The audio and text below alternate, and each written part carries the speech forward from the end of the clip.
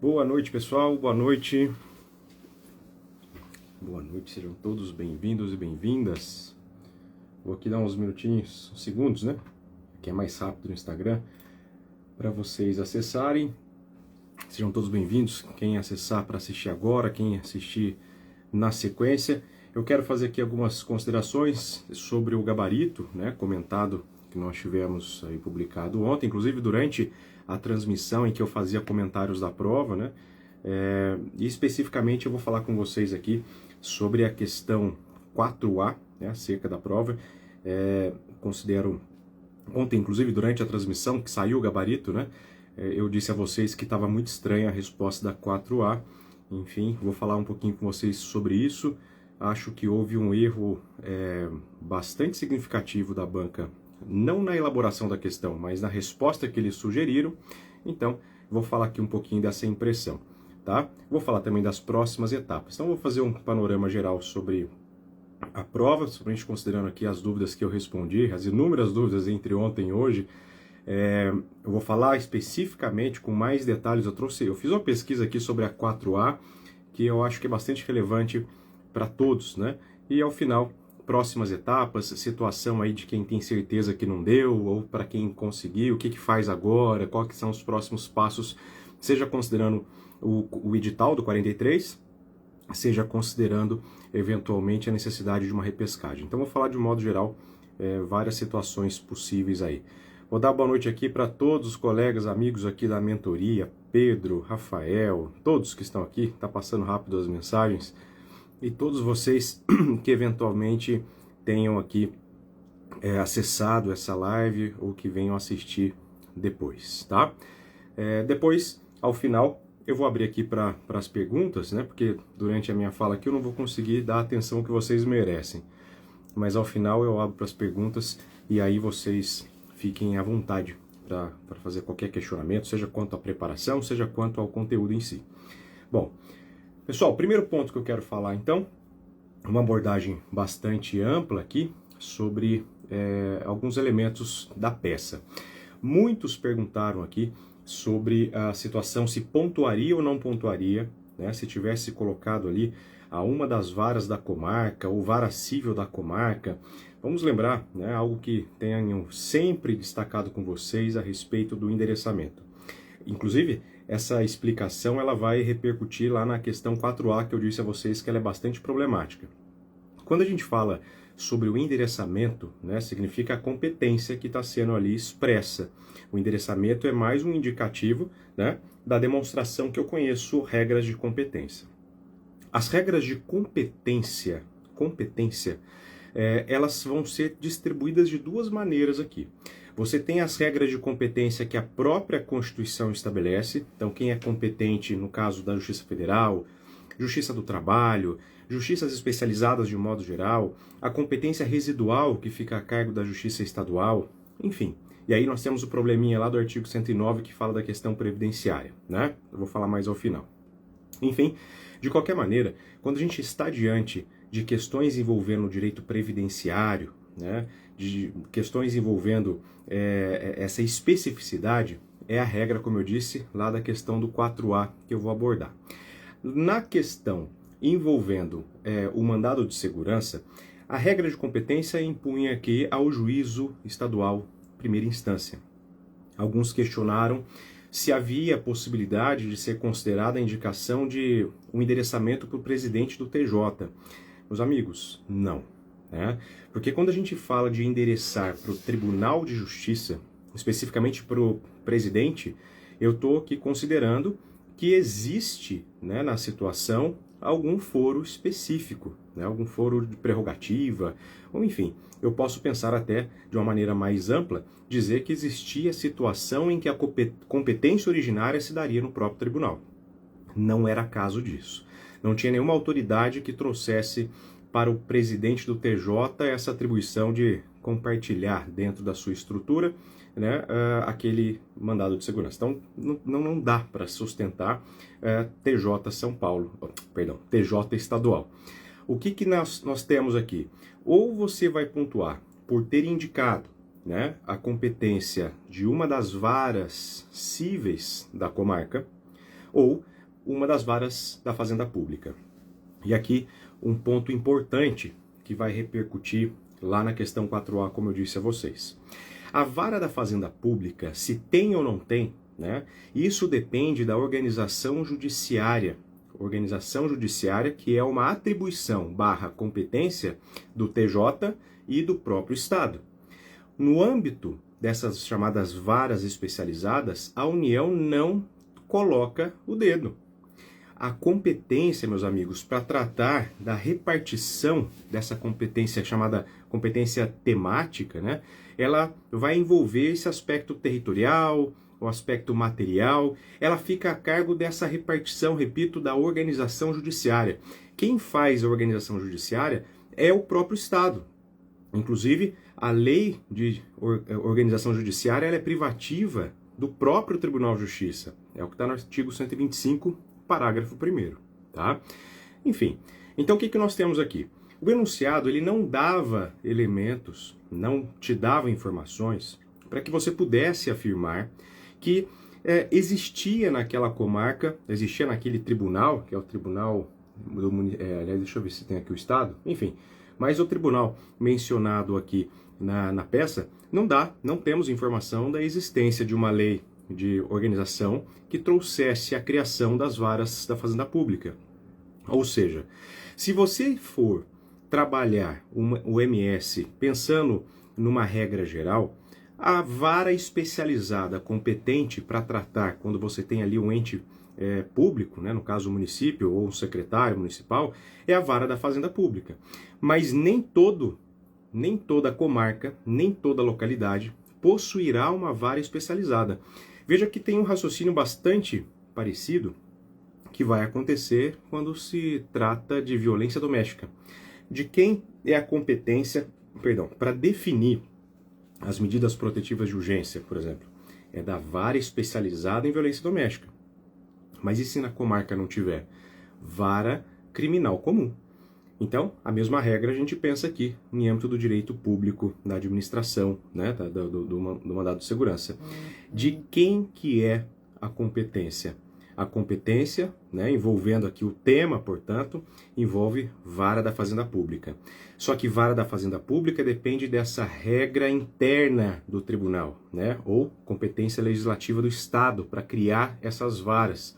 Se o enunciado não te dá essa informação, você poderia ser pontuado, faz sentido ser pontuado, e portanto é inclusive essa posição que a banca sempre vem adotando e adotou nessa ocasião também, de pontuar para quem indicou vara da Fazenda Pública ou para quem indicou vara civil da comarca, uma das varas, né? Lembrando aqui que é uma situação de distribuição. Beleza. Então, com relação à peça, pensando aqui nos pontos sensíveis, né? Esse era o primeiro elemento. Segundo elemento, né, que foi aqui apresentado na caixinha que eu abri ali no Instagram. Inclusive, se alguma coisa que vocês tenham de dúvida não seja falado aqui, você pode ao final aqui fazer o seu questionamento ou me mandar pelo Instagram, que eu respondo com o maior prazer. Outro ponto era sobre a liminar.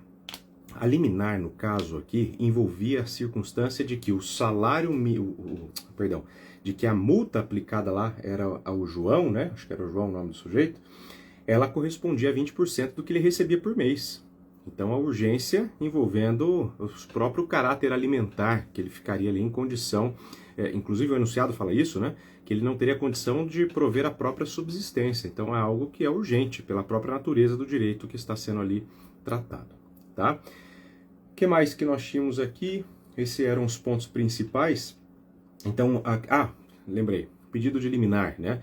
O pedido de liminar, ele seria feito à luz da Lei do Mandado de Segurança, que é o artigo 7º, ou seria feito com base no CPC, dentro da ideia das tutelas, artigo 300 e seguintes. Meus amigos, aqui nós temos a especificidade da própria lei do MS, que trata tanto do procedimento específico do mandado de segurança, quanto da questão da concessão de liminar, de um caráter ali bem específico. Portanto, entendo, né, aqui que o correto seria a fundamentação à luz do artigo 7º, né, que nós temos na lei do mandado de segurança.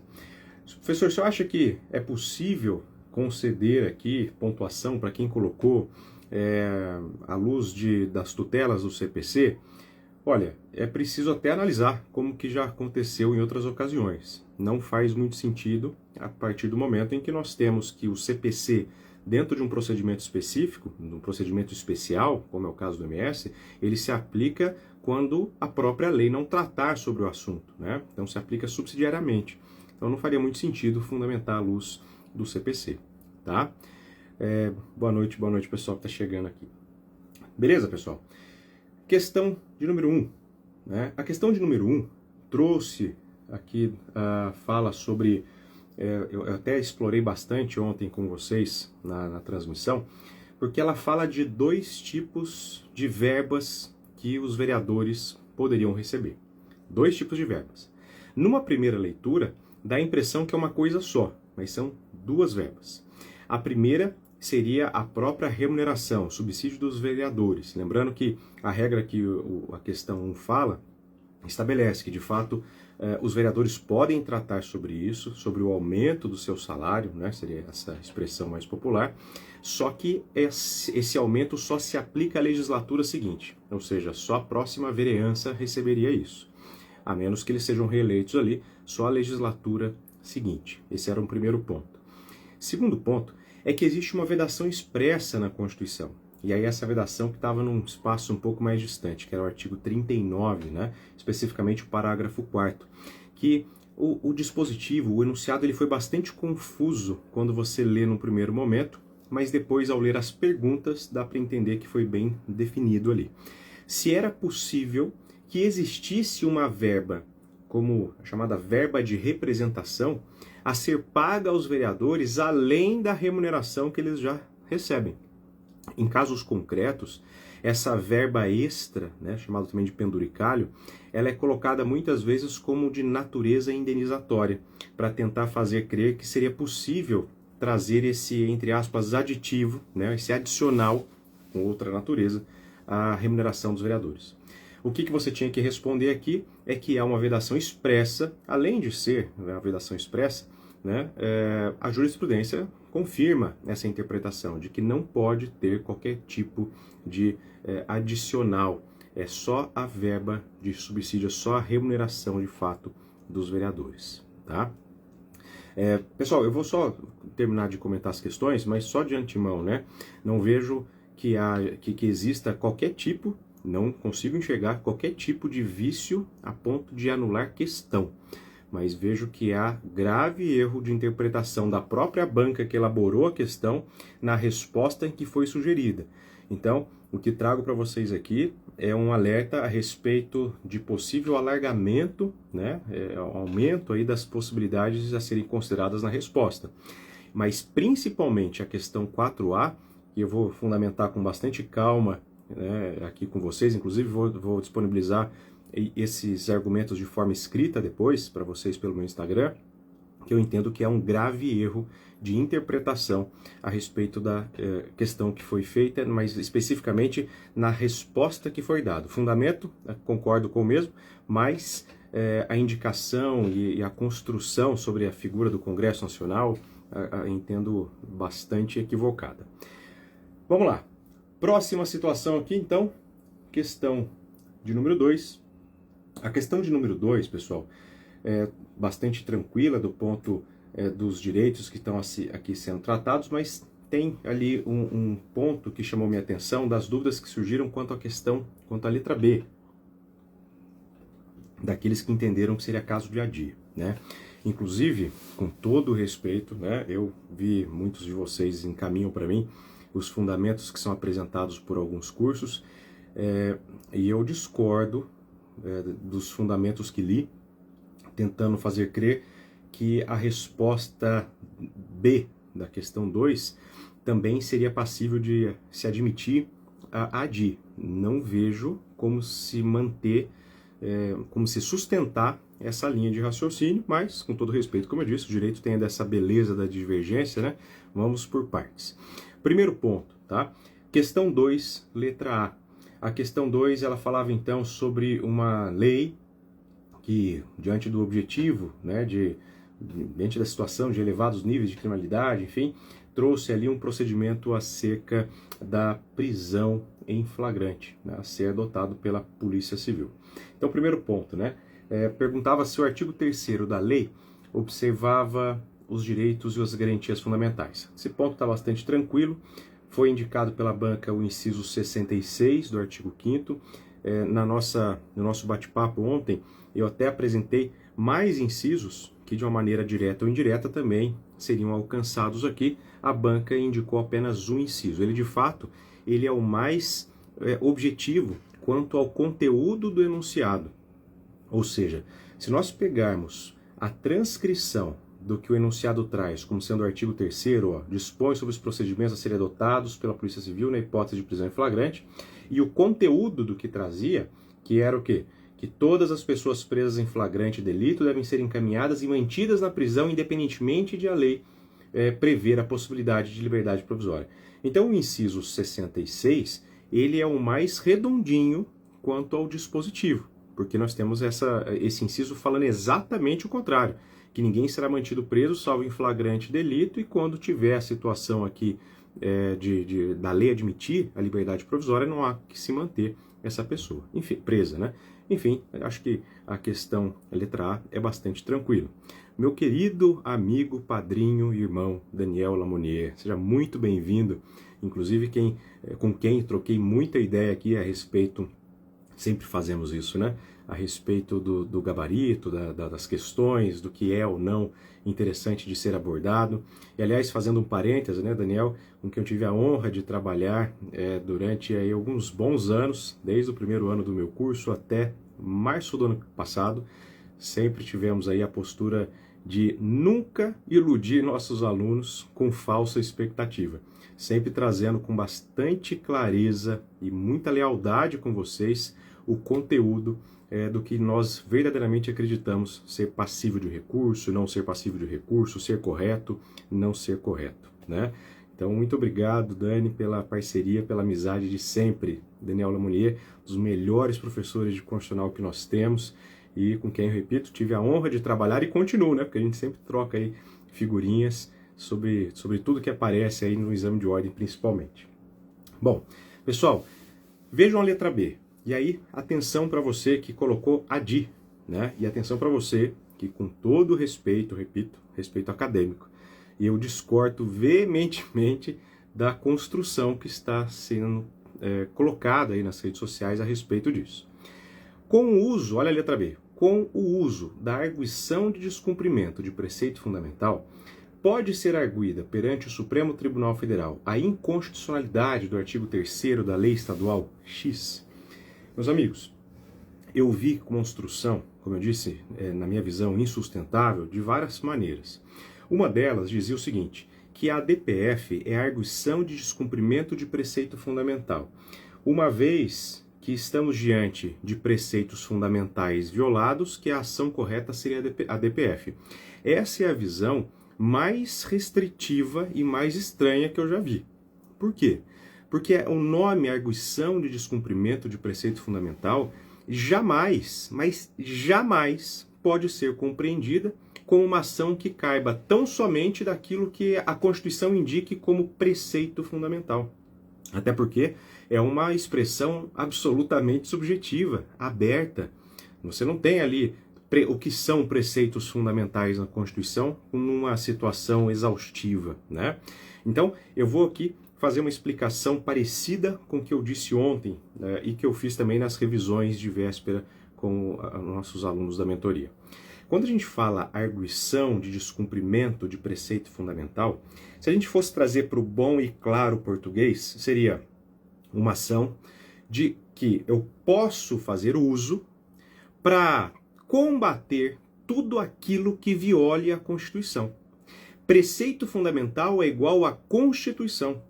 Seja uma afronta ao artigo 1º, que fala dos princípios fundamentais, seja uma afronta a respeito do artigo 250, que esse é o último artigo da Constituição, seja qualquer dispositivo constitucional.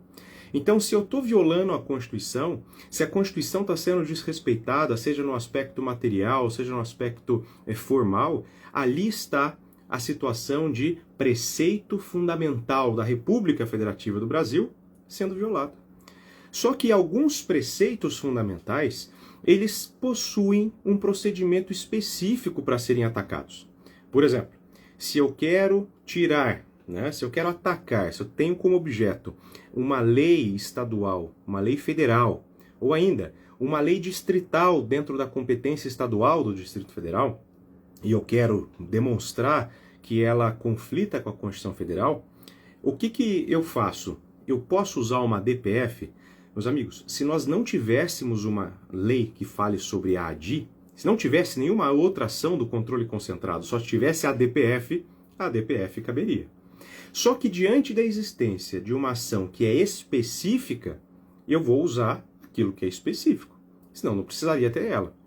Num parêntese, numa analogia aqui, é como se a gente fosse pensar o seguinte: a violação a um direito constitucional, a violação a um direito líquido e certo estabelecido na Constituição, cabe o mandado de segurança, não é isso? Exceto se eu tiver um remédio constitucional específico. Então, por exemplo, se eu fosse falar em tese, se eu fosse admitir que não existe um habeas corpus, será que diante de uma prisão ilegal eu conseguiria, com o mandado de segurança, colocar a pessoa em liberdade? Veja que eu fiz aqui uma premissa bastante estranha, não ter ação de habeas corpus. Se eu não tenho habeas corpus, mandado de segurança serve para garantir direito líquido e certo. Então caberia o MS para colocar a pessoa em liberdade. Acontece que tem habeas corpus. Historicamente, inclusive, nós temos aí o habeas corpus como marco do neoconstitucionalismo, um marco do constitucionalismo, vários elementos históricos que tratam desse direito tão importante que resguarda a liberdade de locomoção. Por essa razão, ainda que seja um direito constitucionalmente protegido, diante da violação ou do risco de violação, eu não vou usar o mandado de segurança, pois existe uma ação específica. A mesma coisa serve para o habeas data, relativamente a ter acesso, retificação, anotação de informação, mandado de injunção, ação popular. Quando eu tenho um procedimento específico, dentre os remédios constitucionais, eu não vou usar o MS. Agora, outros direitos líquidos e certos, inclusive o constituinte originário, a Constituição de 88, ele optou por fazer o uso dessa expressão. Quando, diante de um direito líquido e certo, não amparado por HC nem por HD, assim diz a Constituição, cabe o quê? Cabe mandado de segurança. Justamente porque tem a mesma natureza de subsidiariedade que nós encontramos na DPF. Portanto, a DPF, ela de fato cabe diante da violação de qualquer dispositivo constitucional, de natureza, de envergadura constitucional. Só que, diante de questões, diante de violações específicas, quando nós temos, por exemplo, o cabimento de uma ADI, de uma DO, de uma ADI interventiva, que vai falar ainda de princípios constitucionais sensíveis, que nem é uma peça que a gente faça como advogado, é só privativo do PGR ou do PGJ, se for estadual. Então, diante de situações específicas, eu adoto procedimentos específicos. Por essa razão, não há como sustentar que a questão 2 possibilite, na letra B, trazer como resposta a DI. Por quê? Vejam só, olha só, vou repetir com vocês o que eu estou dizendo aqui. Com o uso da arguição de descumprimento de preceito fundamental, pode ser arguída perante o Supremo Tribunal Federal a inconstitucionalidade do artigo 3º da Lei Estadual X, justifique, lembrando que o artigo 3º falava que a pessoa tinha que ficar presa mesmo quando a lei admite a liberdade provisória. Meus amigos, não é possível. Se nós não tivéssemos uma ADI existente, se não tivéssemos a Lei 9868, aí sim, caberia a DPF. Se fosse aqui, ao invés de uma lei estadual, se fosse uma lei municipal, cabe a ADI de lei municipal no Supremo? Não. Então, se não cabe a ADI, princípio da subsidiariedade indicado no artigo 4º, parágrafo 1º da lei da DPF, Lei 9882, aí sim, aí a DPF seria o caminho pertinente. Então, não há como sustentar, tecnicamente, a possibilidade de que seja uma ADI aqui. Então, estou sendo assim bastante franco, considerando aqui não criar uma expectativa inexistente. Não vejo nem mesmo como alargamento de gabarito. Não faz sentido isso. É como se você desconsiderasse o artigo 4º, parágrafo 1º da Lei 9882. É como se você desconsiderasse a existência de procedimentos específicos para questões como essa aqui. lei estadual violando a Constituição Federal. No Supremo eu discuto via ADI, jamais via DPF. Tá claro? Tranquilo aqui, pessoal? Então, justamente para não gerar expectativa errada, onde isso, na minha visão, né, enquanto alguém que estuda o assunto com bastante dedicação, sobretudo quando cai na prova de vocês, para que eu possa dar perspectiva real daquilo que nós temos no ordenamento jurídico. Enfim, né? Até agora eu não vi nenhum argumento que me convencesse do contrário, né? Se alguém tiver, me mande, com o maior prazer e humildade vou analisar. Questão 3, pessoal. A questão 3, ela tem aqui um ponto, né, que chamou a atenção, que é sobre a competência de legislar do Estado. Falava sobre uma lei que, diante de uma situação histórica de desequilíbrio entre oferta e procura, bem como com a intenção de proteger o consumidor, foi criada uma lei estadual que dispunha sobre a vedação de concessão de alvará, de localização e funcionamento para exploração de atividade de comércio, né? Pessoal, aqui nessa questão 3, a letra A perguntava: o Estado alfa tem competência para legislar sobre a matéria? Justifique. Aqui a resposta ela pode ser resolvida de duas formas, né? Eu indiquei, inclusive, nos comentários ontem, duas respostas. Entendo aqui que daria para você citar, né, a figura do artigo 30 do inciso 1 da Constituição Federal, mas aqui acho que será considerado, né? Eu tenho quase certeza que a banca vai acordar para este ponto, acordar no sentido de ter concordância, né? Não de acordar porque estava dormindo, mas também talvez, que é a súmula vinculante 49. A súmula vinculante 49 fala que ofende o princípio da livre concorrência a lei municipal que impede a instalação de estabelecimentos comerciais do mesmo ramo em determinada área. Aqui, pessoal, eu entendo que a competência também poderia ser atribuída ao Estado, né? Porque tem duas formas de você enxergar. A competência do Estado legislando sobre direito civil e comercial, competência do artigo 22, inciso 1, e que o município traz também enquanto interesse local, né? Eu acho que a figura do interesse local ela ainda está mais eloquente do que o artigo 22, inciso 1, porque todo enunciado indica para uma situação específica de interesse daquela localidade, ou seja, localidade aqui leia-se município, né? Então, parece fazer mais sentido, de fato, o artigo 30, inciso 1. Mas aqui, diferentemente da questão 2, que eu trouxe para vocês, que não vejo como se sustentar a questão da ADI, aqui, talvez, a depender da maneira que você desenvolveu a resposta, né, em sede de recurso, daria para se argumentar o alargamento da resposta. Só um detalhe. Quando a gente fala de alargamento de resposta, alargamento de gabarito, esse alargar significa considerar elementos outros que não apenas aqueles indicados pela banca. Duas formas que tende a acontecer isso.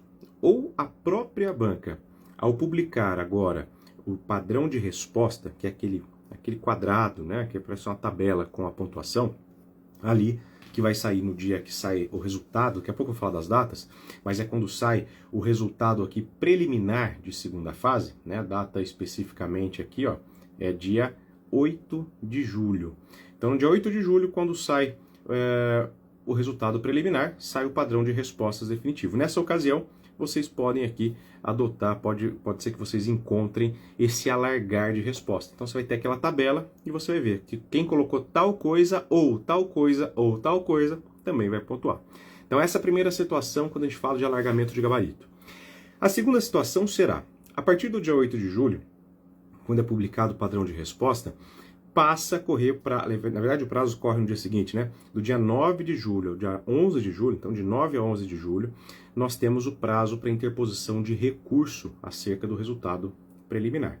Então, nessa situação, é possível você apresentar recurso para demonstrar, muito embora tenha dado essa resposta, e aí você fundamenta que tal resposta também merece ser ali pontuada, uma vez que, e aí justifica, tá bom? Mas eu vou falar sobre recurso um pouquinho mais adiante.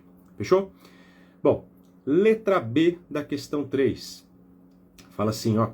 A lei XX se ajusta aos princípios constitucionais afetos à atividade econômica. Aqui também caberia falar da súmula vinculante 49, mas quando a gente fala dos princípios constitucionais afetos à atividade econômica, são os incisos relacionados no artigo 170. Fala da liberdade da atividade econômica e ali traz, nos seus incisos, a relação que existem de princípios. Então, por conta da situação, né, deveria ser apontado ali a afronta a estes princípios. E aí, essa afronta aos princípios também está de uma maneira bem objetiva apresentado pela súmula vinculante 49. Então, entendo que na questão 3, o espaço em que nós temos de se trabalhar a súmula vinculante 49 será na letra B. Pode até ser, de alguma maneira, né, ele seja tratado na letra A, mas não faz sentido ser pontuado ali. Faz sentido ser pontuado na letra B, tá? E vamos para a problemática questão 4. E agora sentem-se,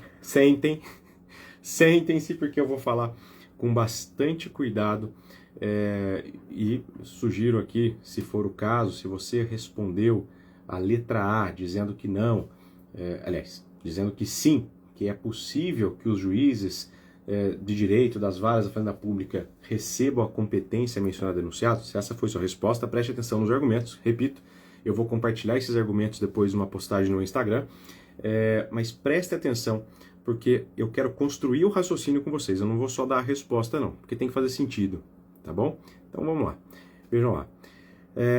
Vejam só como que começa. Durante uma discussão legislativa para alteração da lei de organização, então preste atenção aqui, ó. Durante uma discussão legislativa para alterar a lei de organização e divisão judiciária do Estado Alfa, chamada aqui de LOD, né, uma coisa assim, constatou-se que, segundo o artigo YY do projeto, compete aos juízes de direito das varas de fazenda pública processar e julgar as causas em que figurem, como partes, a instituição gestora do regime geral de previdência social, seria o INSS, né? A previdência social, na verdade, e o segurado, sempre que a comarca do domicílio do segurado não for sede de órgão de primeira instância da Justiça Federal. Pessoal, essa regra já ela é muito conhecida, né? Porque é o que acontece, é a chamada competência residual da Justiça Estadual, beleza? Só respondendo aqui ao Pedro, não vejo espaço para anular a questão 4. A questão 4 ela não tem vício na sua elaboração. A questão 4 tem vício no gabarito que foi sugerido na letra A. E eu vou explicar aqui, estou construindo com vocês. Então a situação desse primeiro parágrafo é algo conhecido. Por quê? Toda localidade, vejam lá como é que nós temos, toda localidade em que o domicílio do segurado, né, o domicílio do segurado não tenha sede da primeira instância, ou seja, não tenha a primeira instância da Justiça Federal, se não tem Justiça Federal naquela localidade, onde é que eu vou distribuir uma ação envolvendo o direito previdenciário aqui? Tratando, obviamente, do regime geral de previdência, que é o que está indicado e o que fala também o 109, parágrafo 3º. Nessa situação, eu distribuo perante a Justiça Estadual. Deu para entender? Então, eu vou dar um exemplo aqui da minha cidade natal, cidade de Lorena, ou cidade de Cachoeira Paulista também, onde meus pais residem, onde eu residi muitos anos. Nas duas cidades, seja Lorena ou seja Cachoeira Paulista, nós não temos Justiça Federal.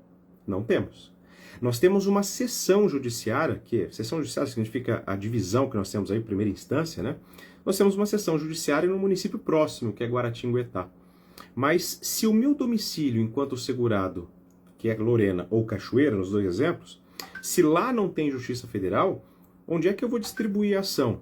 Perante a Justiça Estadual Comum do local onde eu resido. Tá claro? Então vejam bem. O enunciado está dizendo o seguinte, vou repetir, que durante uma discussão legislativa, na intenção de alterar a lei de organização de divisão judiciária do Estado, ou seja, a lei que trata da organização judiciária do Estado Alfa, esse projeto de lei tinha lá o artigo YY. Né? Então veja que a lei já existe, eu quero alterá-la.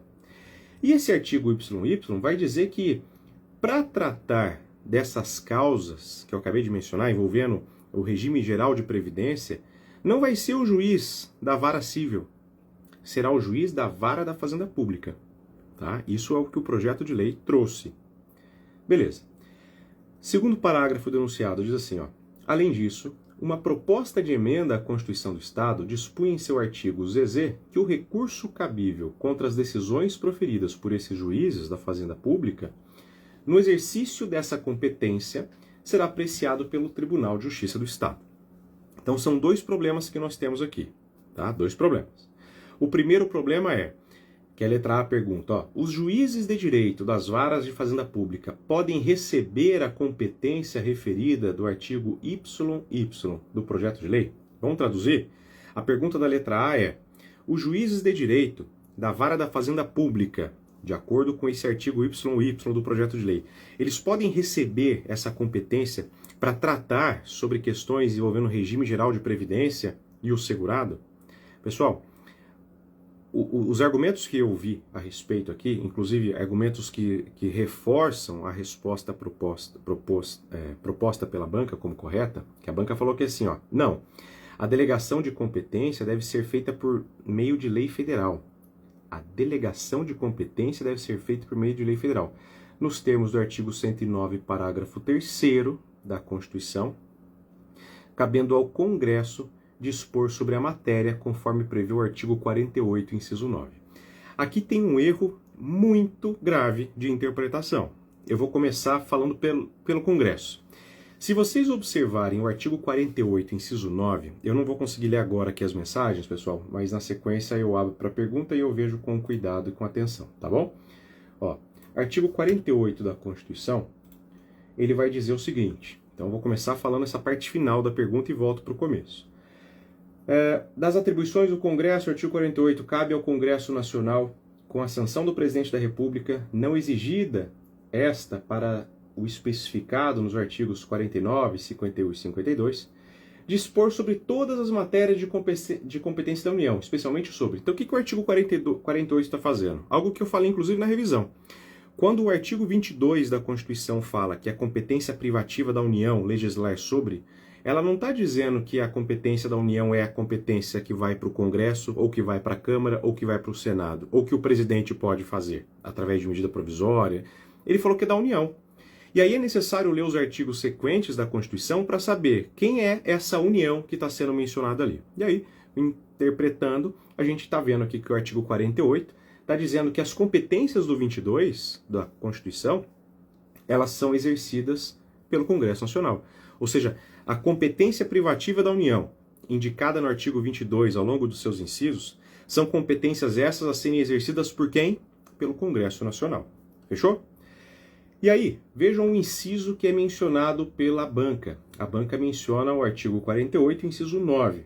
O inciso 9, então, vai dizer o seguinte, que é competência que cabe ao Congresso Nacional dispor sobre as matérias de competência da União, especialmente sobre, inciso 9, vai dizer assim, ó, organização administrativa, vírgula, judiciária, vírgula, do Ministério Público e da Defensoria Pública da União e dos Territórios e organização judiciária e do Ministério Público do Distrito Federal. Pessoal, a interpretação equivocada que está acontecendo a respeito desse dispositivo é entender que quando o inciso 9 fala da organização administrativa, judiciária, do Ministério Público e da Defensoria Pública, como se essa organização toda fosse para qualquer tribunal de justiça estadual, como se fosse para qualquer tribunal especificamente. E não é. O inciso 9 do 48, que está relacionado ao artigo 22, então eu vou falar de novo devagar para você poder anotar, embora eu vá publicar isso na sequência, tá? O artigo 48, inciso 9, ele está conectado com o artigo 22, inciso 17. Então, atenção, ó, o 48, inciso 9, que foi mencionado pela banca na resposta do 4A, está conectado com o artigo 22, inciso 17. O artigo 22, inciso 17, por sua vez, vai falar o seguinte, ó, vou ler exatamente como está na Constituição. O artigo 22, inciso 17 diz, compete privativamente à União legislar, falamos sobre isso há pouco. Inciso 17, legislar sobre organização judiciária, vírgula, do Ministério Público do Distrito Federal e dos Territórios e da Defensoria Pública dos Territórios, bem como organização administrativa destes. Meus amigos, o 22, 17 e o 48, inciso 9, são fazem menção não a todos os tribunais, de forma alguma. Eles fazem menção tão somente à estrutura que se relaciona a tudo em que a União mantém, porque envolve aqui competência da União, aquilo que a União pode fazer, artigo 21, ela pode legislar, artigo 22, e a respeito do Distrito Federal e territórios. Inclusive, quando a gente observa a redação, que eu vou chegar lá no artigo 109, o artigo 109, parágrafo 3º, ele foi alterado justamente para poder trazer a Defensoria Pública para dentro da administração do Distrito Federal. Então, cuidado aqui, pessoal, porque não tem nada a ver com competência da União para legislar sobre a organização judiciária. É um erro grave interpretar dessa forma, porque se vocês observarem, agora observem comigo o artigo 125 da Constituição. O artigo 125 vai dizer assim, ó: os estados organizarão sua justiça, observados os princípios estabelecidos nesta Constituição. E o parágrafo 1º do 125 diz: a competência dos tribunais será definida na Constituição do Estado, sendo a lei de organização judiciária de iniciativa do Tribunal de Justiça. Ou seja, o Tribunal de Justiça é quem tem aqui a competência de apresentar, né, ou seja, a chamada iniciativa, de apresentar o projeto de lei ao legislativo correspondente. Quem que é o legislativo estadual correspondente ao Tribunal de Justiça? É a Assembleia Legislativa. Então, se vocês pesquisarem nos seus próprios estados, por exemplo, aqui no estado de São Paulo, a nossa lei é anterior a 88, inclusive, é um decreto-lei de 69, com algumas alterações posteriores, e assim por diante. Vocês têm os chamados códigos judiciários organizacionais, ou nomes que parecem com isso, que se pareçam com isso. Então, quando a gente observa essas regras envolvendo a competência acerca dessa administração, dessa organização judiciária, não é a União quem fala sobre isso. Não cabe à União delegar uma competência que é indicada diretamente pela Constituição. As competências que dependem de delegação por parte do Congresso Nacional são aquelas que se relacionam no artigo 22. Guardem o que eu estou dizendo, pessoal. Quando a gente fala a respeito de competências que são delegáveis através de lei, no caso até especificamente de lei complementar, que é o que está indicado no parágrafo único do artigo 22, são as competências que estão no 22. Agora vocês vão observar o primeiro elemento aqui que demonstra que a competência é estadual, ela é indicada justamente no artigo 125, especificamente o parágrafo 1º. A competência é do Estado. E eu não preciso ficar no campo da teoria, basta vocês olharem as leis que tratam de organização judiciária no estado de cada um de vocês. São leis estaduais, não são leis federais, ok? Bom, mas avançando um pouco mais, nós temos outros elementos que existem aqui na Constituição que indicariam, né? Por exemplo, curiosamente, temos, por exemplo, o artigo 108, inciso 2, que também nem é o caso de mencioná-lo aqui como fundamento, mas só de curiosidade, ó. O artigo 108, inciso 2 da Constituição diz que estabelece a competência dos tribunais regionais federais para julgar em grau de recurso as causas decididas pelos juízes federais e pelos juízes estaduais no exercício da competência federal da área de sua jurisdição. Inclusive era parte da resposta, né, que era a letra B da 4, que à luz do 109, parágrafo 3º, olha que interessante, nas situações em que você não tem a justiça federal na sede do domicílio do autor, você ingressa com ação perante a Justiça Estadual Comum, por exemplo, juiz estadual, né, juiz de direito ali, vara estadual comum, ou vara especializada, nós vamos chegar ali. Se tiver necessidade de recurso, eu vou para o TRF, eu não vou para o Tribunal de Justiça, porque a questão territorial é que está sendo tratada pela lei, pela organização judiciária local, beleza? Enfim, então, muito cuidado aqui, nós temos inúmeros é muita coisa, né? Mas nós temos bons argumentos constitucionais que demonstram que a competência que se atribui ao Estado para legislar sobre regras de organização judiciária não dependem de delegação por parte do Congresso. Esse artigo 48, inciso 9, está sobrando nesse 4A aqui, né? Acho que a banca escorregou feio, no meu ponto de vista, que estou aqui construindo com vocês. tá? Eu entendo que, respondendo aqui rapidamente a Joana, que o fundamento da questão da letra A, ó, os juízes de direito das varas da Fazenda Pública podem receber competência referida no artigo YY do projeto de lei? Justifique. A resposta é sim. Por que sim? Porque a competência para tratar sobre a organização judiciária, à luz do 125, parágrafo 1º, é do Estado. Além do mais, a própria redação do artigo 109, parágrafo 3º, diz sobre isso. Isso é unânime, pessoal. Não tem decisão contrária a isso, né? Na pesquisa que fiz aqui ao longo da tarde. Mas, enfim, tranquilo? Agora, próximo ponto que eu quero trabalhar, ainda sobre a letra A, porque não é um argumento raso, tem que ser um argumento aqui mais desenvolvido. Nós tivemos o artigo 109, parágrafo 3º, alterado em 2019 pela emenda 103, que, na verdade, foi uma grande conquista que nós podemos apontar aqui para fins de se pensar acerca da Defensoria Pública, né? Mas, enfim, uma explicação um pouco mais longa. O artigo 109, parágrafo 3º, com essa alteração da emenda constitucional 103, ele foi muito festejado por conta de trazer à Defensoria Pública uma autonomia importante, trazendo ele para o campo do próprio Distrito Federal. Bom, aí vamos pensar o seguinte. Vamos imaginar em uma hipótese em que seja possível admitir, então agora eu vou pensar com a cabeça da banca. Vamos pensar com a cabeça da banca examinadora de que, de fato, seria necessário uma lei federal trazendo possibilidade de que os estados estabeleçam, né, criem regras aqui acerca dessa organização judiciária. Repito que não precisa, porque é uma competência diretamente tratada pelo artigo 125, parágrafo 1º. Mas se nós fôssemos abraçar a linha de raciocínio da banca, nós temos uma lei federal que fala sobre isso. Então, se o exame de ordem deve levar em conta leis vigentes ao tempo em que é aplicado, a resposta dada pela banca também está errada, porque essa lei federal existe.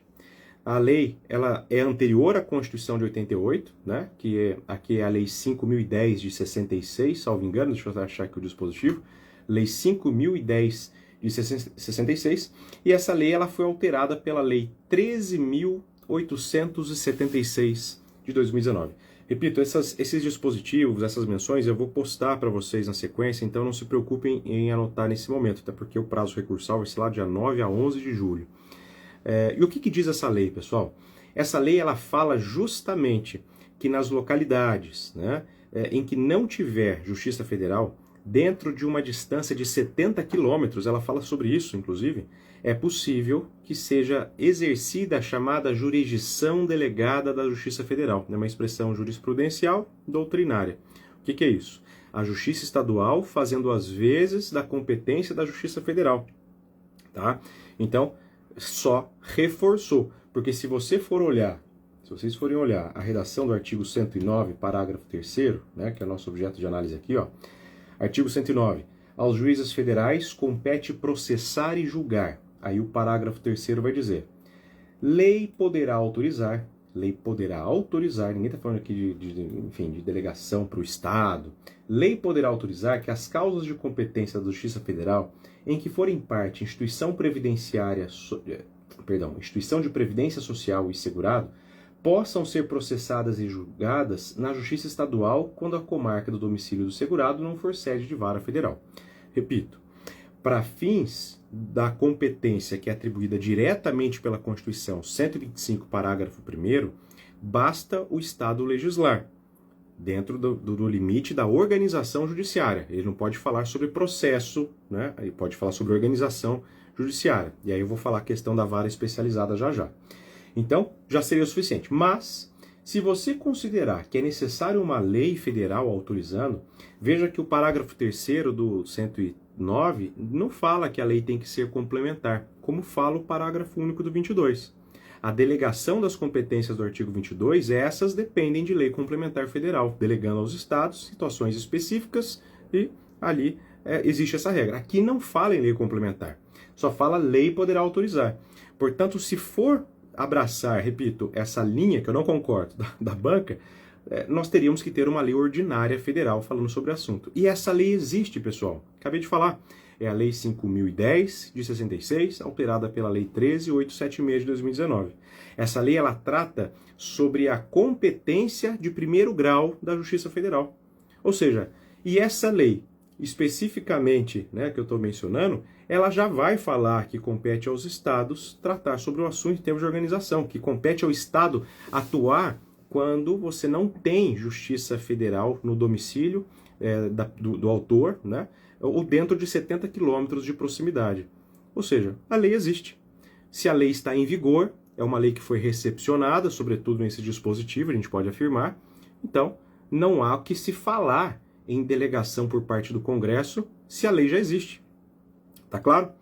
Agora vamos para uma parte mais um argumento. Veja que são vários argumentos. O argumento de que a competência ela já é diretamente distribuída pela Constituição, 125, parágrafo 1º. O argumento de que se eu for abraçar a tese apresentada pela resposta indicada pela banca, essa lei federal ela já existe, portanto não faz sentido mencionar a demanda dizendo que não, o juiz não pode receber a competência porque dependeria de delegação, né, da lei ordinária. Essa lei já existe, como nós vimos. E por fim, o último argumento que nós temos aqui é o seguinte: o enunciado, quando ele fala que uma discussão legislativa para alterar a lei de organização e divisão judiciária, veja, inclusive, pessoal, que essa lei de organização e divisão judiciária ela já existe, então eu posso presumir que a delegação já aconteceu, porque essa lei foi criada. O que eu estou fazendo agora é só alterar a lei que já foi criada. Ninguém falou que a lei é inconstitucional aqui no enunciado. Mas veja, o que essa lei estadual está criando? A lei estadual, a partir do seu artigo YY, ela tão somente está indicando que compete aos juízes de direito da vara da Fazenda Pública processar e julgar as causas em que envolvam ali o regime geral de previdência. Meus amigos, o que nós temos aqui? O que é uma vara da Fazenda Pública? Nós falamos no começo, quando eu falei do mandado de segurança, eu disse que tinha uma junção com a questão 4A. A vara da Fazenda Pública nada mais é do que uma vara especializada. Lembra que quando eu falei sobre a peça, eu disse a vocês o seguinte, que o enunciado ele tem que te dar a informação de que existe, à luz da organização judiciária local, de que existe a vara da Fazenda Pública. Se não tiver a vara da Fazenda Pública, você distribui o mandado de segurança para uma das varas cíveis, não é isso? Uma das varas cíveis ali daquela comarca. Portanto, você dependeria de ter conhecimento acerca das regras de organização judiciária daquela localidade. Eu vou até olhar aqui, eu não prestei atenção se está falando isso, ó. Deixa eu ver. Olha que interessante, pessoal. Olha como o próprio enunciado do gabarito, né, comentado da peça, contradiz o que ele trouxe na 4A. Lá na página 2, que fala sobre o gabarito comentado da peça, o segundo parágrafo diz assim, ó, a petição deve ser endereçada ao juízo civil da comarca X ou ao juízo da Fazenda Pública da comarca X, já que os dados constantes do enunciado não permitem identificar a organização judiciária do local. Portanto, X não indica uma localidade específica. Pessoal, demonstrando que de fato é local o trato acerca da organização judiciária. Mas enfim, o que eu quero mostrar a vocês é que a doutrina e jurisprudência são absolutamente unânimes. Acho que não tem nem ponto controvertido nesse sentido, né? nesse conceito, de que uma vara especializada é justamente aquela vara que vai tratar de uma maneira mais especializada, com perdão da redundância, a respeito de um assunto. Então, vara da infância e juventude, vara de violência doméstica, não é isso? Vara da Fazenda Pública. Então, o que se tem no enunciado da questão 4 não envolve repartição de competência processual, tratar sobre processo civil, processo... Não, é regra de organização judiciária. Então está dentro da competência que a Constituição atribui ao Estado fazer, e com a iniciativa do Tribunal de Justiça respectivo. Não tem nada que se demandar do Congresso Nacional, veja que não tem nada a ver o 48 aqui, inciso 9, não tem que se demandar do Congresso se a própria Constituição já disse quem faz o quê. Tá claro? Enfim, esse aqui, portanto, argumento que nós temos também. de que especialização da vara não significa tratar sobre processo, mas sim sobre organização judiciária. Tranquilo? No material que eu vou trazer para vocês, eu trouxe alguns precedentes importantes, né? Eu vou citar aqui rapidamente, mas temos a ADI 3433 do Pará, temos um HC, né, que tramitou perante o STJ, 180.840 do Paraná, tem um incidente de assunção de competência do STJ, que é o tema 6, número 6, um incidente, inclusive, que fala especificamente sobre a Lei 13.876 de 2019, que eu falei para vocês que alterou a lei que trata sobre a organização da Justiça Federal de primeiro grau. Enfim, eu trouxe ali alguns precedentes para que vocês possam ter noção da forma como se pensa o judiciário, especificamente STJ e STF. O STF, pois ele vai tratar da questão constitucional. O STJ, porque ele trata sobre justamente questões de conflito de competência entre órgãos do Poder Judiciário Estadual e Poder Judiciário Federal. Tá? Enfim, portanto, são os dois tribunais que têm sentido tratar sobre o assunto. E reforço, se você quiser, você pode buscar na própria legislação do seu estado, faça o teste aí, joga no Google depois da live, coloca aí Lei de Organização Judiciária do estado que você reside. Você vai ver que quem legisla é o estado, independentemente da conferência de delegação por parte de Congresso Nacional. Então não faz sentido 48, inciso 9. O 48, inciso 9 faria sentido se fosse questão como, por exemplo, temos, né, para se falar em delegação pelo Congresso, temas do parágrafo único do artigo 22, aliás, do 22 à luz do parágrafo único desse dispositivo. Enfim, e aí chegamos na questão 4b. Né? A competência do Tribunal de Justiça do Estado Alfa, prevista no artigo ZZ da proposta de emenda, foi corretamente estabelecida. Aqui nós temos um outro pepino para resolver, né? Mas esse é um pouco mais tranquilo, porque o artigo 109, parágrafo 4º, é bastante categórico em dizer que nas situações em que a Justiça Estadual Comum vier a ser acionada através do juiz de direito para tratar sobre o assunto ali envolvendo previdência, repito o que eu falei há pouco, no momento de se apresentar um recurso, ainda que tenha sido uma decisão proferida pelo juiz de direito, primeiro grau, o recurso ele é direcionado, as razões recursais são direcionadas ao Tribunal Regional Federal. Tá? Então, o que nós temos aqui no enunciado seria que os artigos, aliás, o artigo ZZ dessa outra proposta legislativa, veja que o primeiro parágrafo fala de uma lei de organização judiciária, e o segundo parágrafo fala de uma proposta de emenda à Constituição Estadual. Aqui nós teríamos um problema, porque a proposta de emenda à Constituição, especificamente o artigo ZZ, traz uma disposição que conflita especificamente com o que a Constituição Federal fala no artigo 109, parágrafo 4º. Ou seja, o poder constituinte derivado decorrente, que é o poder que o Estado tem de criar a sua Constituição, não é um poder ilimitado, como é o Constituinte originário. Ele é um poder derivado, como eu disse, um poder de segundo grau, limitado juridicamente às diretrizes que a Constituição Federal estabelecer. Ok? Então não há que se falar aqui em constitucionalidade, mas aqui eu acho que não houve problema, a resposta foi bem tranquila, a resposta indicada pela banca é não, a competência recursal será sempre do TRF, nos termos do 109, parágrafo 4º. O que entendo, repito, equivocado, é esse não na letra A do 4. A letra não há, repito também, pessoal, não vejo vício capaz de anular a questão 4, longe disso. Vejo vício capaz de não ser considerada a resposta que foi indicada no gabarito comentado. Entendo que a resposta da letra A da questão 4 deveria começar como sim, pode o juiz de direito das varas da Fazenda Pública receber essa competência que foi atribuída pelo artigo YY, porque não é uma competência daquelas que nós temos indicadas nas repartições acerca dos órgãos do judiciário que estão lá no artigo, por exemplo, no 102 da Constituição, que fala do Supremo, 105 do STJ e assim por diante. Não, aqui está dentro daquela competência territorial na matéria que a Constituição já atribui ao Estado e na distribuição que é possibilitada aí ao Estado também a partir da organização judiciária. Tá? Então, são essas aqui minhas considerações da questão 4. A prova, diferentemente do que alguns se manifestaram nas redes, não acho que foi uma prova fácil, não acho, está longe de ser uma prova fácil.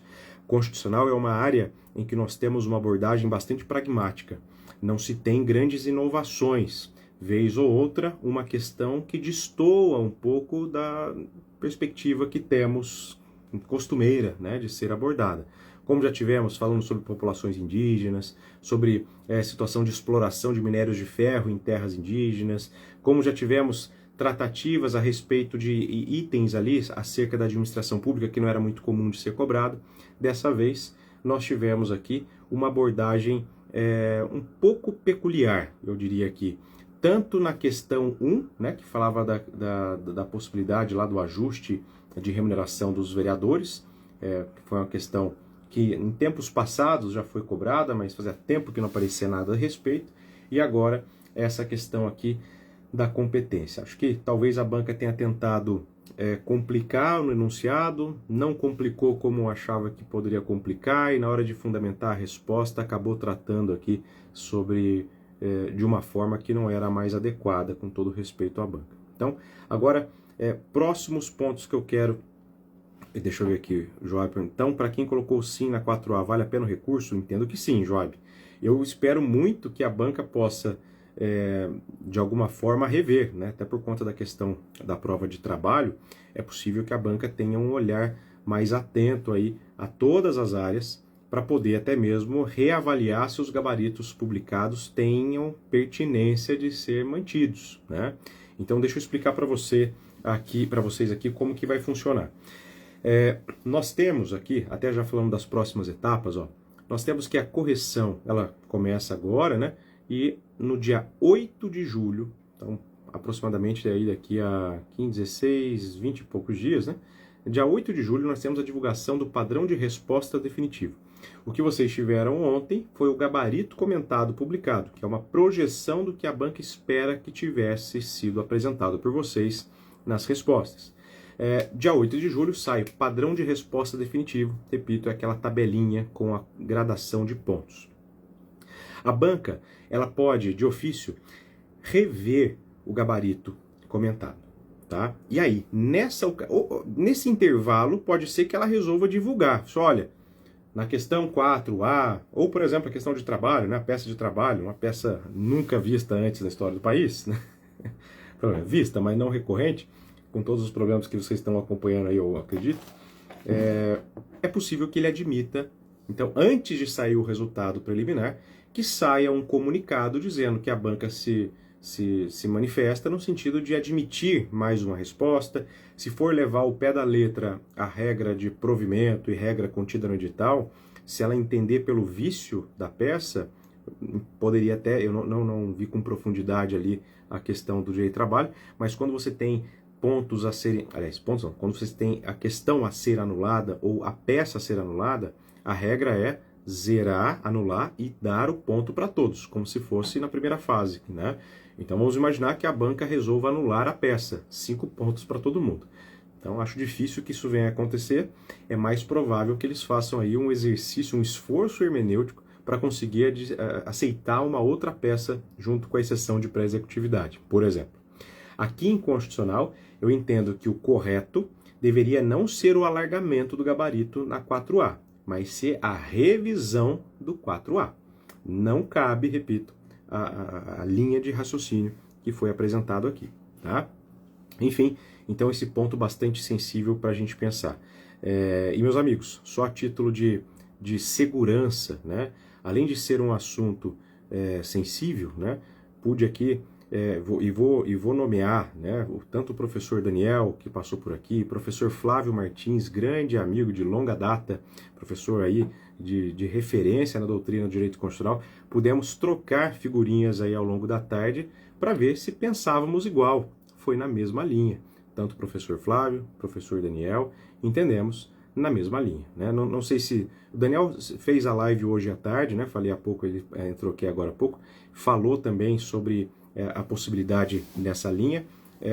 Com Flávio, não sei se ele vai se manifestar nesse sentido, mas fiz aí um levantamento, até para ver se minha visão não estava bastante viciada, né? Quando você fica enviesado para uma linha de raciocínio. Quis abrir para a gente tentar entender e discutir, tá? Então, é uma posição que eu acho que deve ser respeitada. Se não acontecer essa retificação, se não acontecer de ter essa mudança de gabarito, ou nas situações como quando eu falei aqui da súmula vinculante 49, se não houver o alargamento do que vai ser considerado, aí sim, com a publicação do padrão de resposta definitivo e o espelho de correção, que é a sua prova digitalizada, com aquele arquivo que tem quanto foi atribuído em cada item, aí vale fazer um recurso. O recurso que nós temos aqui com prazo, né, entre o dia 9 de julho até o dia 11 de julho. É um espaço curto de tempo, né? Mas, inclusive, quem quiser depois, procure no YouTube, tem alguns vídeos em que eu explico como fazer o recurso. O recurso que nós temos aqui de segunda fase não é um recurso no sentido que a gente se preparou para fazer caso a prova cobrasse. Não é aquele recurso com peça de interposição, razões.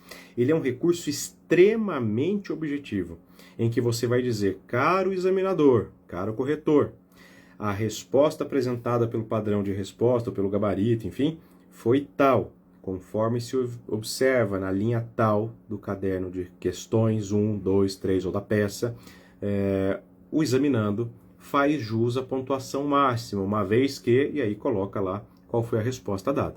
Então não é um recurso em que você vai citar doutrina, embora, se for pertinente, você pode fazer um trecho muito abreviado, porque você não tem espaço para isso, né?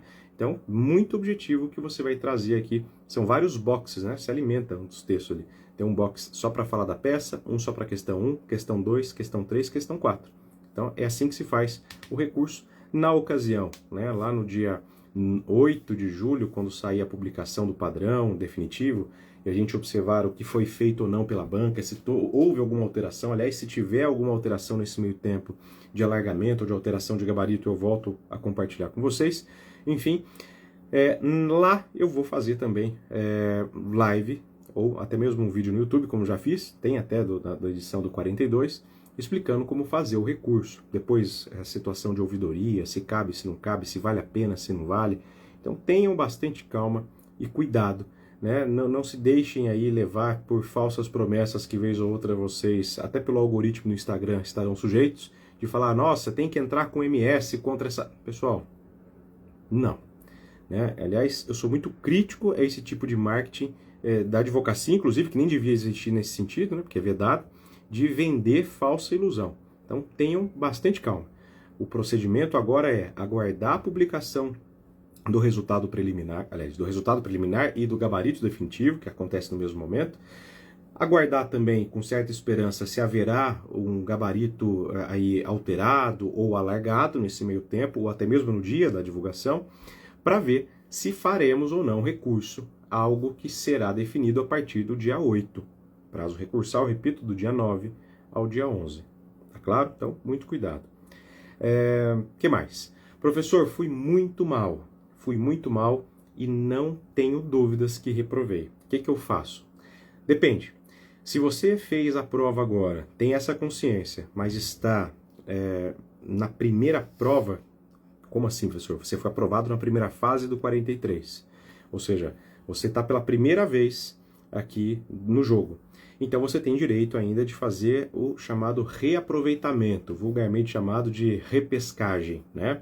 A repescagem ou reaproveitamento vai ter o edital publicado, deixa eu ver se eu acho rapidamente. O edital do reaproveitamento ele será publicado, acho que, salvo engano, dia 7 de julho. Deixa eu só confirmar. Olha aqui. 7 de julho. Publicação do edital complementar para reaproveitar a primeira fase do 43. Então, no dia 7 de julho, é publicado um edital. Só que esse edital você vai ter que acompanhar lá acerca do exame 44 no site da FGV. Quando você abre lá FGV OAB, tem todas as edições, coloca lá no 44. Lá no dia 7, ou acompanhe as redes sociais do Estratégia, dos professores. Eu, por exemplo, publico ali para dar o alerta, né? Pessoal, publicou o edital de reaproveitamento. Nesse edital de reaproveitamento, vocês podem tanto indicar que querem fazer o reaproveitamento, como podem indicar também a intenção de alterar de área. Professor, dá para fazer isso? Dá. E é no edital de reaproveitamento que se faz isso. Então, muita atenção a esse prazo. Não pode esquecer de fazer a sua inscrição. Tá bom? Deixa eu ver o que mais aqui. Bom, Teve muita gente, é que agora o prazo de inscrição obviamente se encerrou, mas muita gente se questiona assim, professor, mas não daria para eu fazer já a inscrição? Teria tido tempo de eu fazer a inscrição do 44, meio que para garantir fazer o 40, a primeira fase do 44 de novo, caso eu não fosse bem? Pessoal, dava, só que o período de inscrição do 44 foi até o dia 12 de maio. O que muita gente faz? Eu sempre oriento os alunos a procederem assim. É fazer a inscrição do exame seguinte, por exemplo, se você estava se preparando para o 43, segunda fase, faz a inscrição do 44, primeira fase, mas não paga o boleto. Mas não pode perder o prazo do pagamento de boleto, que é dia 24 de julho. Então faz a inscrição, mas não paga o boleto. Como o resultado sai dia 8, para quem passa, só desconsiderar o boleto. Para quem não passa e vai ter que usar a repescagem, paga o boleto de primeira fase, para fazer a prova de primeira fase de novo e se preparando para a repescagem. Aí, professor, mas dá tempo? Claro que dá. Nesse período agora, você consegue dividir os estudos primeira e segunda fase. Né? Primeira fase você está ainda com um assunto fresco, segunda fase você só vai mantendo aquecido ali a estrutura de peça, até porque você já passou por um ciclo todo de estudos. Quando sai o resultado da primeira fase do 44, você vai ter o mesmo tempo que todo mundo vai ter na primeira fase do 44 para estudar para a segunda, que vai ser a sua repescagem. Portanto, dá tempo de fazer os dois. Né? Então é a forma de você ganhar mais uma chance, porque se você passa no 44, você vai fazer agora a repescagem do 44 e ainda ganha uma chance para fazer a repescagem no 45, se for aprovado no 44. Deu para entender? É meio complexo às vezes, mas se você estiver respirando aí o edital, vai entender com bastante clareza. Professor, para quem acha que foi mal e já quer começar a mentoria para continuar com o conteúdo, né? O Estratégia vai abrir mentoria já? Vai abrir, tá? Vai abrir sim. Então, tanto preparação de segunda fase, como a repescagem, ela já, só não sei exatamente o dia, mas em breve, mantenha acompanhando aí as minhas redes especificamente, se for constitucional o seu caso, porque vocês vão ver que a gente divulga já para começar. Então a gente faz uma preparação um pouco mais espaçada, né, com mais tempo, para quem está na repescagem e depois vai para a segunda fase. Deixa eu só ver aqui, ó. Prof, pelo amor de Deus, passei no 43 e não fiz inscrição no 44 pensando em repescagem. Como é que é? Passei no 43 e não fiz inscrição. Tá, ó. A inscrição da então vamos lá, para não criar pânico. O que eu expliquei aqui foi a possibilidade de vocês ter uma chance extra, né? Se você fez o 44, aliás, se você fez o 43, o 44, repescagem, você ainda vai fazer a inscrição. A inscrição da repescagem é diferente da inscrição de quem vai fazer a primeira fase do 44. Tá? O que eu dei a dica aqui é fazer a primeira fase de novo junto com esse aguardar, porque daí sim você cumula duas chances, né? Como se você pudesse fazer 4 vezes praticamente. 3, né? Veja aqui, quem está com vistas a fazer a repescagem, porque viu que foi muito mal, que não tem nem o que fazer, errou peça, por exemplo, enfim, coisa do tipo, tem que ficar atento e atenta à seguinte data, ó, no dia 7 de julho, deixa eu abrir aqui de novo, cadê? No dia 7 de julho será feita a publicação do edital complementar. Se você olhar naquele cronograma geral de eventos, que é o anexo 5 do edital do 44, tá? Dia 7 de julho, publicação do edital complementar de reaproveitamento da primeira fase. Então, 7 de julho publica o edital, você faz a inscrição para reaproveitamento, que é a repescagem. Vocês não vão achar a expressão repescagem no edital, vocês vão ver reaproveitamento. Então, lá no dia 7 de julho, faz a inscrição e paga. É metade do valor da inscrição, e aí você vai para... Você não vai automaticamente, você tem que fazer a inscrição do reaproveitamento. Beleza? Deixa eu ver aqui. Professor, deixa eu ver aqui algumas perguntas, pessoal. Vou fazer algumas perguntas e na sequência... que susto! E na sequência, quem tiver pode me mandar pelo Instagram que eu respondo. Professor, aceitei a peça e algumas questões. Será se tenho chance? Não sei, eu acho que sim. Se você acertou a peça, vejam ali os elementos, né? Ainda a gente consegue ter uma projeção de quanto vale cada quesito avaliado pela percepção de como vem sendo cobrado ao longo das edições, né? Até assim que a gente faz os simulados. Mas tem que observar objetivamente quais foram as respostas que você deu, se cumpre com essa projeção de gabarito que a banca faz. Mas como eu expliquei, é possível que haja uma alteração aqui desses gabaritos, ou alargando, ou mudando, né? Então ainda é possível ter alterações. A Jaci Regiane escreveu: eu fiz a inscrição para 44 para garantir, mas acho que vou ter que fazer a repescagem. Tá. Então, veja, você vai ter tempo como prazo para pagar o boleto de inscrição, a inscrição ordinária, né? Não a repescagem. Do 44 é dia, cadê que eu vi aqui a data? 24 de julho, e o resultado sai dia 8 de julho do 43. Se tiver um revés ali, né? Eu espero que você não tenha, que você passe, mas se você não for aprovada no dia 8 de julho, veja se é caso de recurso, mas você vai ter aí até o dia 24 de julho para poder fazer. Veja que a decisão final dos recursos é dia 23. Então, no dia seguinte, 24, é o último dia para pagar o boleto. E aí, se for o caso, paga o boleto. Você vai para a repescagem, você vai fazer a inscrição também, né, da repescagem lá no dia 7 de julho, você não pode deixar de fazer, mas você ainda vai poder fazer a primeira fase, tá? Então, repetindo, quem fez a inscrição do 44, mas ainda não pagou o boleto, não sendo aprovado no dia 8 e também não dando certo um eventual recurso no dia 23, que eu espero que isso não aconteça, você pode fazer a primeira fase, se fez a inscrição lá atrás, mas não pode esquecer que se você for fazer essa estratégia, né, se for adotar essa estratégia, você tem que fazer a inscrição de repescagem, que sai no dia 7 de julho o edital, e tem que pagar o boleto da inscrição ordinária, que é aquela que você fez até o dia 15 de maio, tá bom? Deixa eu ver. Professor, com relação à peça, eu coloquei que João era residente domiciliado em Alfa, eu perco ponto por isso ou não? Não, tranquilo, Pedro, isso aí nem é pontuado. Vai pontuar se você colocou a qualificação, né? A qualificação ali que era mais importante.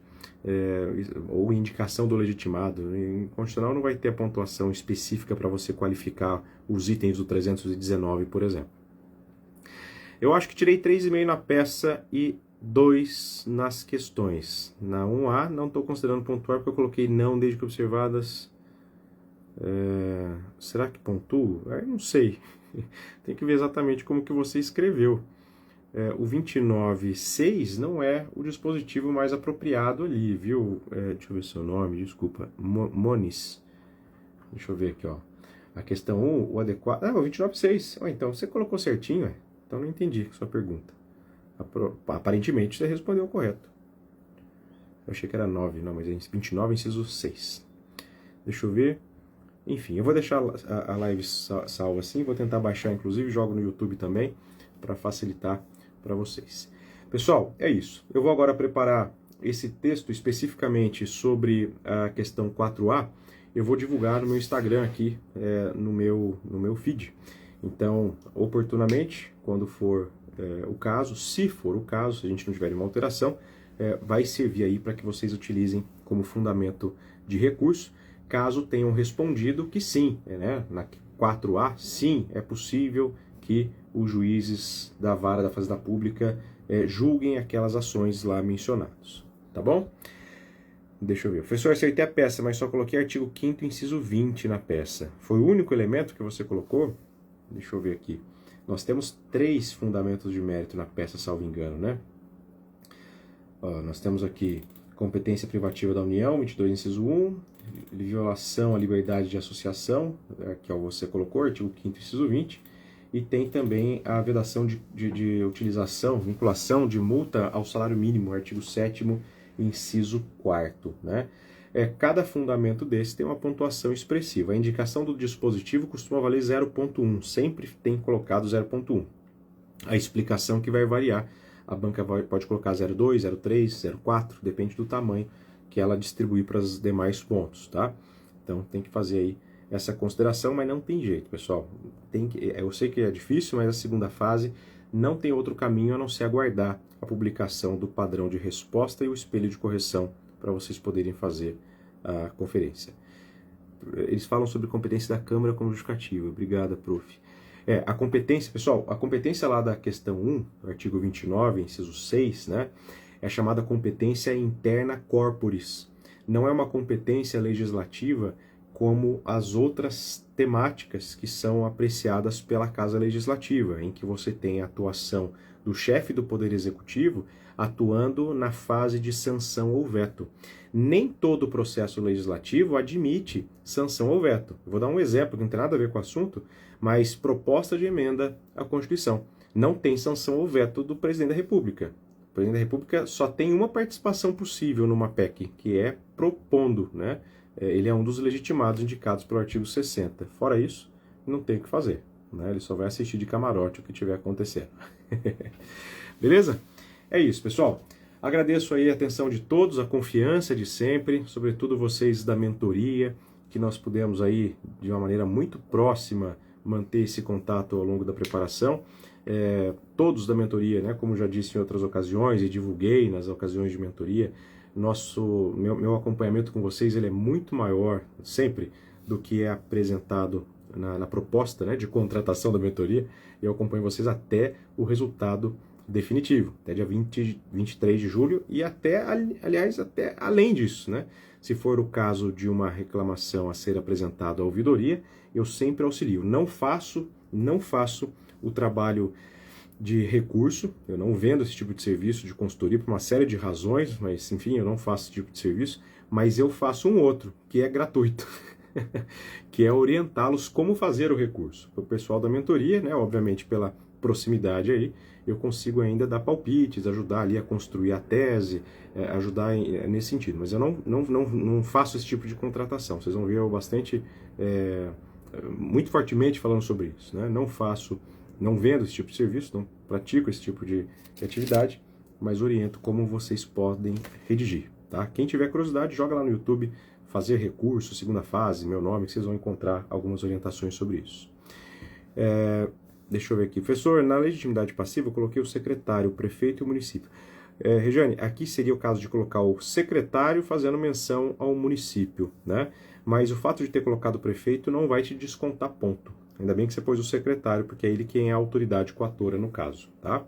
É sempre interessante, quando você coloca a autoridade coatora, fazer menção qual é o ente que ele está vinculado, no caso o município. Fechou? É isso. Gente, fiquem com Deus, um excelente fim de noite para todos e uma excelente semana de muita luz aí e notícias boas. Quem sabe a gente tenha notícias boas aí ao longo da semana. Se tiver, volto para compartilhar com vocês. Um beijo, com Deus.